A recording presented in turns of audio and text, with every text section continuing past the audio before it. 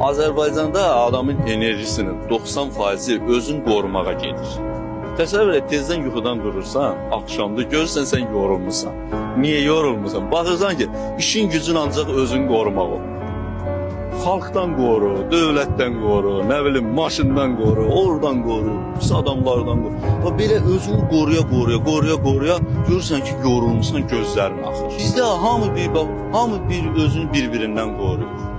Hamı bir-birinə acığına yaşayan ölkənin adamlarıyıq. Adamlar hamı bir-birinin acığına yaşayır ölkə.